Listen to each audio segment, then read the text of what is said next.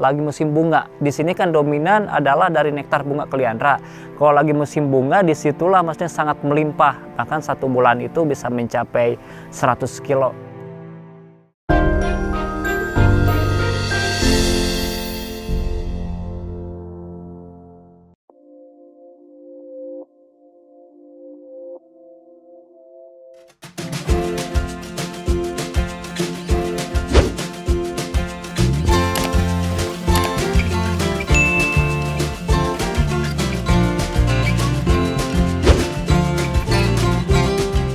Halo sahabat tani, salam jaga tani. Perkenalkan, nama saya Soleh, biasa dipanggil dengan Kang Habib. Saya owner dari HB Hani, Saung Lebah Madu Pak Paseban. Ya, saya di sini budidaya berarti udah mau 4 tahun. Saya awalnya dari tahun 2018, sekarang udah mau 4 tahun, berarti sekarang udah tahun 2021. Awalnya saya sekedar hobi doang sih awalnya, tapi lama-kelamaan dikarenakan di sini vegetasi sangat melimpah. Kenapa enggak sih kita dengan budidaya lebah madu? Dikarenakan dengan kita budidaya lebah madu itu melestarikan alam, dapat untung.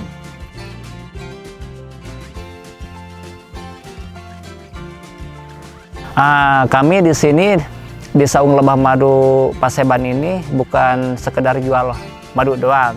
Kami mengedukasi juga, dikarenakan kalau ada pengunjung ke sini, kami edukasi madu yang betul-betul murni itu standarnya harus jelas, dan kami juga memperkenalkan si pengunjung di sini bisa langsung ikut proses panen langsung di sini di lokasi kami di sini.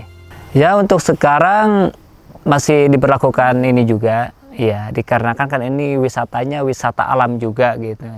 Cuman kami juga ya tetap aja mematuhi protokol, maksudnya paling ini sekitar 10 orang sampai 15 orang.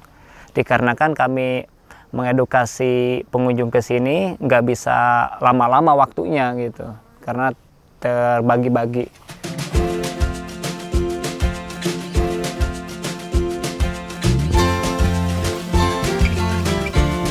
Yang kami budidayakan di sini ini jenis lebah lokal.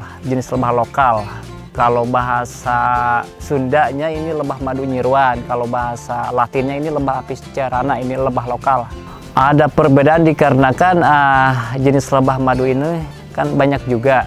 Kalau yang berkalimat ada tulisannya apis seperti apis cerana, apis dorsata, apis mellifera, itu lebah dia menyengat juga. Yang tidak menyengat seperti itama, jenis lepisep, jenis kelanceng, kelulut itu tidak menyengat. Yang dibilang jenis lebah menyengat itu dikarenakan dia punya senjata sejenis jarum yang dibilangnya venom. Itu sangat ini ya, kalau disengat kita agak bengkak juga lah.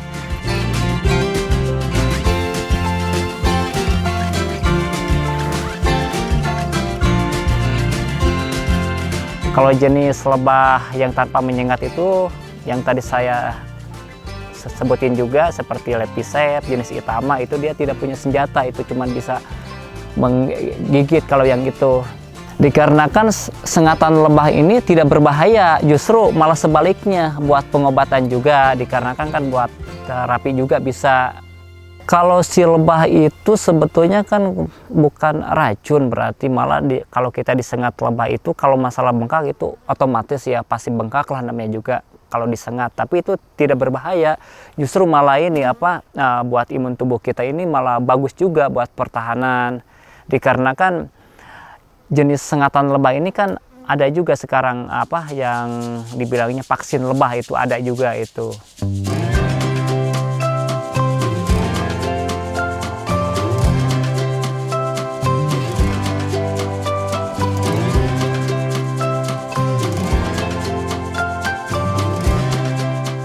Awalnya sebagian saya beli juga, harganya juga kan masih terjangkau lah gitu kalau lebah lokal.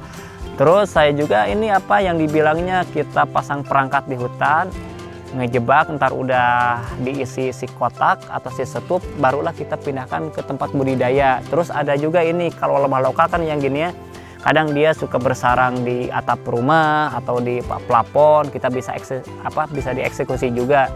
Dikarenakan lebah ginian kan ada 3 jenis, Ada worker, lebah pekerja, ada queen, ratu, drone, lebah pejantan. Kalau kita eksekusi, asalkan kita dapat dulu si ratunya udah dapat, ntar juga si koloninya pada ngikut juga.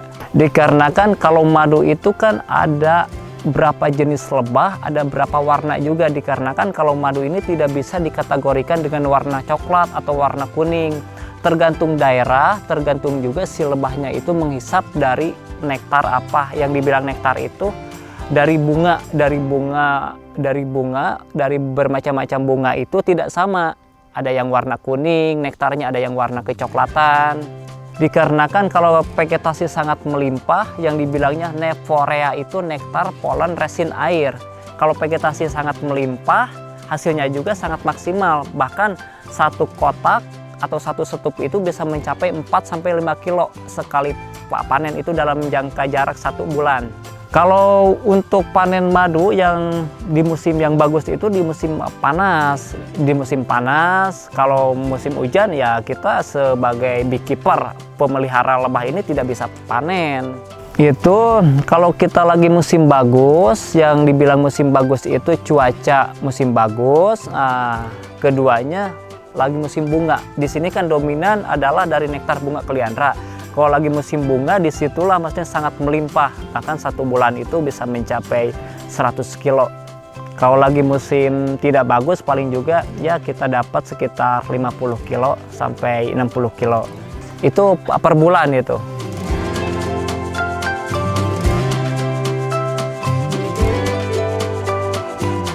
Untuk royal jelly itu terbuatnya dari nektar sama bee pollen. Bee pollen itu serbuk sari dan diolah lagi sama lebah, akhirnya menjadikan royal jelly. Royal jelly kalau di perlebahan itu yang dibilangnya susu lebah itu. Kalau lebah itu jadi terbalik, justru yang bekerja itu, yang bertanggung jawab itu malah lebah betina. Kalau lebah pejantan dia nggak ada tugasnya. Tugasnya itu cuman mengawini ratu. Udah mengawini ratu dia mati. Nah, justru itu sebetulnya si betina juga bisa bertelur juga. Kalau nggak ada ratu, jadi di sarang heksagonalnya itu kalau nggak ada ratu dia nggak teratur. Si sel telurnya kadang di lubangnya itu ada 3, ada 4. Kalau yang ada ratu itu dia teratur di dalam sarang heksagonalnya satu-satu ininya. Untuk awal mula itu di sekitar 5 juta. Sekitar 5 juta. Kalau dibilang omset itu ya alhamdulillah lah, maksudnya itu 1 bulan bisa, kalau lagi musim bagus bisa mencapai 15 juta. Kalau lagi tidak musim bagusnya paling juga sekitar 6 juta. Kalau untuk pengiriman alhamdulillah saya sampai ke luar negeri juga, sampai ke Malaysia, ke Thailand. Kalau buat di Indonesia ya udah hampir semua pelosok lah, udah ini juga. Bagi yang mau budidaya lebah madu, yang pemula, ke-1 siapin dulu lahan, kedua dengan gerakan tanam pakan lebah, ketiga barulah kita pengadaan bibit koloni. Mau kita di angka 5 juta atau 3 juta itu udah bisa juga, dikarenakan kalau jenis lebah lokal yang saya budidayakan di sini masih terjangkau juga dari harga juga. Harapan saya untuk beekeeper ya, pemelihara lebah madu Indonesia ini intinya harus amanah juga. Yang dibilang amanah itu jangan main oplosan madunya, dikarenakan kita itu dengan amanah insya Allah kita juga rezeki kita yang kita dapatkan walaupun sekecil apapun itu akan berkah buat keluarga juga. Ya intinya buat petani lebah Indonesia, semangat kita pejuang madu murni. Ya buat mau yang budidaya lebah madu yang pemula, gertakanlah gerakan tanam pakan lebah, dan disitulah akan tercipta yang dibilangnya madu melestarikan alam, dapat untung alam, ada madu ada lebah.